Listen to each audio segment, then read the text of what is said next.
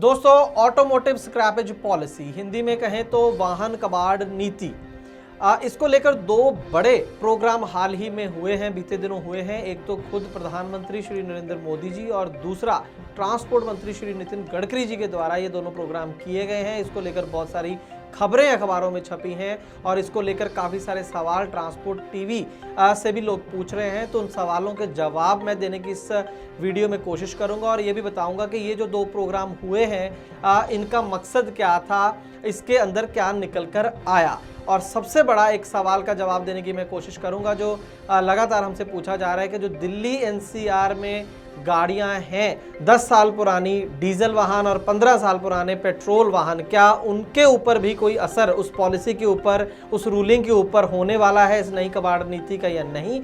इस सवाल का जवाब मैं इस वीडियो के अंदर दूंगा। तो आइए शुरू करते हैं आज की खास ग्राउंड रिपोर्ट एक छोटे से कमर्शियल के बाद।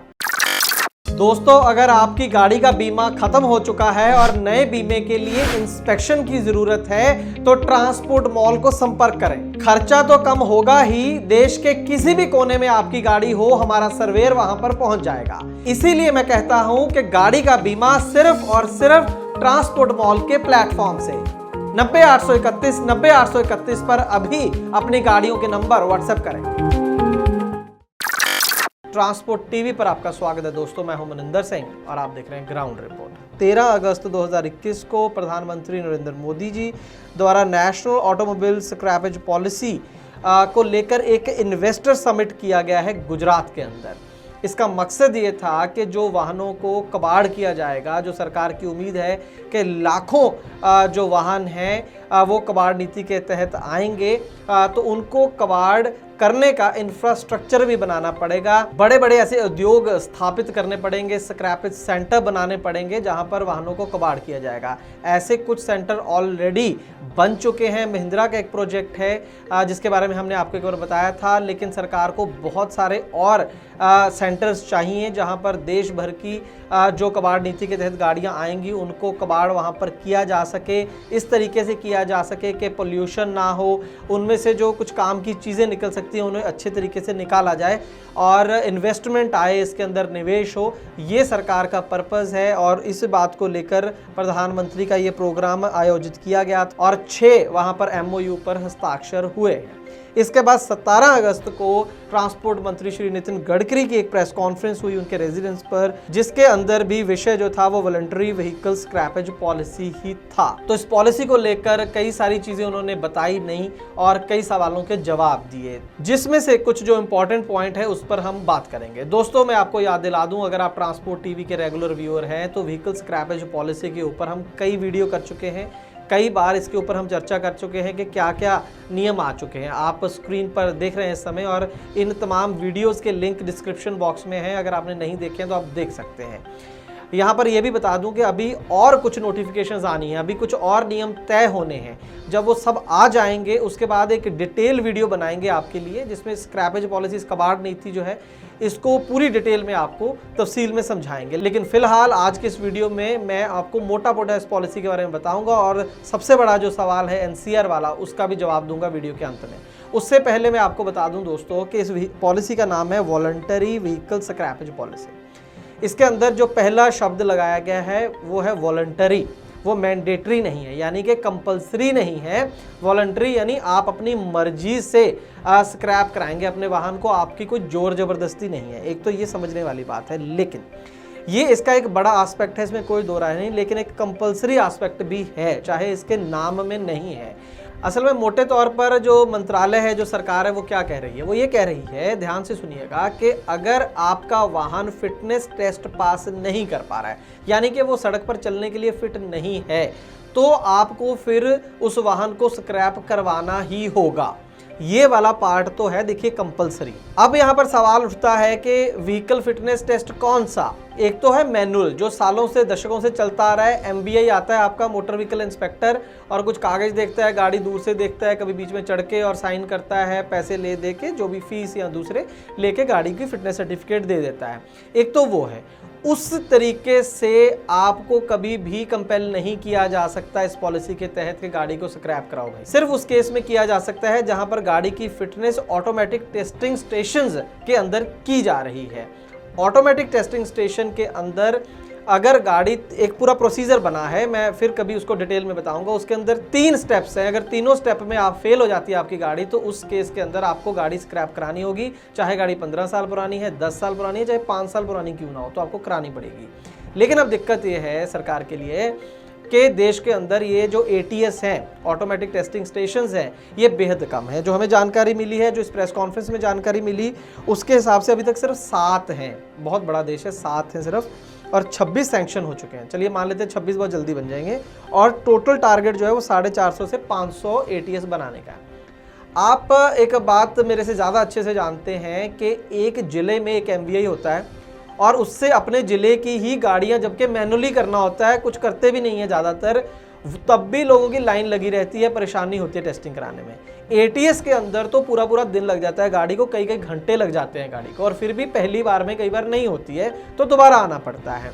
तो उस लिहाज से तो हर जिले में 2-2, 3-3 ATS होने चाहिए, या फिर वो अपनी स्पीड बढ़ाएं, कैपेसिटी बढ़ाएं। तो चलिए मान लीजिए एक जिले में 1 हो गया। तो जानकारी के मुताबिक देश के अंदर 700 के करीब जिले हैं, तो 700 तो कम से कम जो है ATS हमें चाहिए, अगर लोगों को अच्छे से फैसिलिटी भी देनी है, उनकी हैरेसमेंट भी ना हो, और गाड़ियां भी हमारी जो है रोड वर्दी बने, अच्छे से टेस्ट हो, हादसे ना हो। इसमें कोई दो राय नहीं है कि ये चीज़ है बहुत बेहद ज़रूरी। तो कहने का मतलब ये है कि आज की डेट में ये ATS है बेहद कम, तो इस चक्कर में ये कंपलसरी नहीं है ज़्यादातर देश के अंदर। जिस जिले में बन गया शायद वहाँ पर कंपलसरी हो गए हैं, बाकी लोगों के लिए कंपलसरी नहीं है, वहाँ पर मैनुअल है। तो जब तक मैनुअल है तो तब तक गाड़ी को स्क्रैप नहीं किया जा सकता। लेकिन सरकार का एक टारगेट है, जिस दिन वो पूरे देश में इसको कंपलसरी कर देगी कि सिर्फ और सिर्फ आपकी ऑटोमेटिक टेस्टिंग ही होगी, मैनुअल टेस्टिंग बंद हो जाएगी। उसका टारगेट क्या है? अप्रैल 2023 है हैवी कमर्शियल वाहनों के लिए। जी हाँ, अप्रैल 2023 के बाद सरकार का ये लक्ष्य है कि अगर आपकी गाड़ी की फिटनेस टेस्ट होना है तो सिर्फ और सिर्फ ATS से ही होगा, ऑटोमेटिक टेस्टिंग ही होगी, मैनुअल नहीं होगी। तो उसके बाद आपकी गाड़ी जो है स्क्रैपेज वाले घेरे में आ जाएगी। और बाकी तमाम जो गाड़ियां देश में, छोटे कमर्शियल व्हीकल या प्राइवेट व्हीकल, वो जून 2024 उसकी डेट है, उसके बाद ये काम उनके ऊपर शुरू होगा। तब तक सरकार को लगता है कि वो अच्छे खासे मात्रा में ये जो ATS है वो बना लेगी। तो मोटा मोटा दोस्तों, जो कंपलसरी एंगल है इस पॉलिसी के अंदर वो तो मैंने आपको बता दिया, और जिसमें अभी टाइम लगेगा।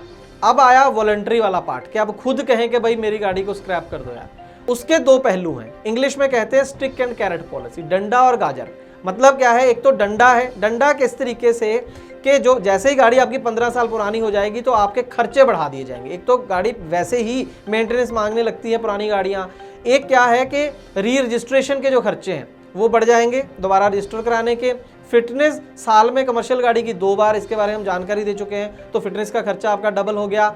इसके अलावा ग्रीन टैक्स जो है वो मोटा एक लगा दिया जाएगा गाड़ियों के ऊपर जो 15 साल से पुरानी है, तो उसके खर्चे बढ़ा दिए जाएंगे, ताकि जो वाहन मालिक है वो खुद कहे कि भाई मुझे ये गाड़ी नहीं चलानी 15 साल पुरानी, इसको स्क्रैप कर दो। स्क्रैप करके आपको उसके पैसे दे दिए जाएंगे, कुछ रोड टैक्स में छूट दे दी जाएगी, उसके अलावा रजिस्ट्रेशन फीस में छूट दे दी जाएगी, तो आपको गाजर यानी कि आपको फायदा भी उसका मिलेगा। इस तरीके की ये पॉलिसी है। मोटा मोटा जो मैंने आपको एक समझाने की कोशिश करी है, आज का जो इसका फ्रेमवर्क है स्क्रैपेज पॉलिसी का, वो ये है।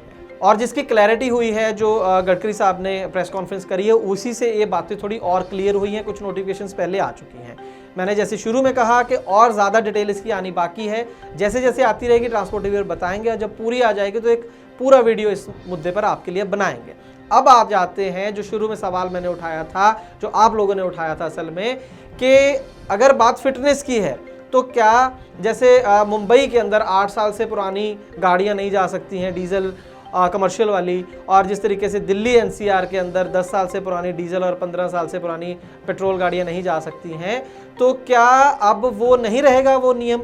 क्या सिर्फ फिटनेस के ऊपर चलेगा? तो इसका जवाब है नहीं, जैसे है वैसे ही रहेगा। ये प्रेस कॉन्फ्रेंस में नितिन गडकरी साहब की जो प्रेस कॉन्फ्रेंस थी उसमें साफ साफ क्लियर किया गया। एक सवाल वहां पर किसी पत्रकार के द्वारा उठाया गया, जिसके जवाब में उन्होंने कहा कि जो जुडिशियल ऑर्डर्स हैं वो बने रहेंगे।